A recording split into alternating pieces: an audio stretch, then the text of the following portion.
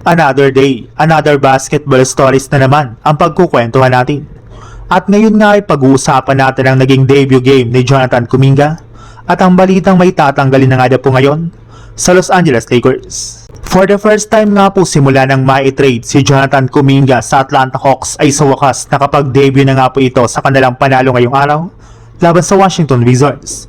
At sa kanyang first game pa lang ay nagpakitang gilas na nga po ito sa harap mismo ng mga fans. Matapos nga po siyang magtala agad ng 27 points, 7 rebounds at 4 assists off the bench sa kanyang 9 out of 12 shooting sa field goal. Kasama pa dyan ang kanyang 2 steals at plus 16 na efficiency rating sa loob ng 24 minutes niya na paglalaro dito. Kahit man nga po hindi pa nito masyadong gamay ang play style at ilang mga ginagawang plays ng Hawks, ay kitang-kita rin naman nga po na meron talaga siyang nabuong chemistry sa kanyang mga bagong teammates.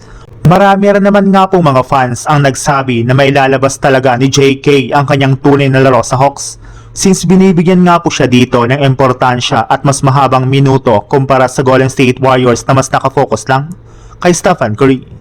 Sa ibang balita naman, naging maganda rin naman nga po sana ang ginawang last play ng Lakers laban sa Orlando Magic nang magkaroon si Luka Doncic ng open shot sa inbound pa lang ng kanilang dinisenyong play.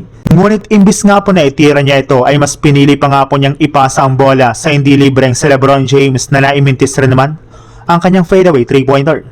Sinabi rin naman nga po ni Luka na siya nga po talaga ang may kasalanan bakit sila dito natalo since maling-mali nga po ang kanyang naging desisyon sa huling mga segundo ng fourth quarter.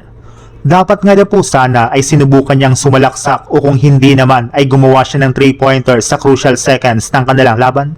Kaya pinapangako nga po niya na hindi na iyon maulit at babawi nga po ito sa mga susunod nilang laro. Pero dahil nga po sa pagkatalo ngayong araw ng Lakers, ay malinaw na nga po na kailangan na ng team na magtanggal ng players sa kanilang lineup at kumuha ng bagong manlalaro na siyang mapapakinabangan nila ng gusto. Sa madaling salita, kailangan na nga po nilang gumawa ng pagbabago sa kanilang team bago pa man ang playoffs.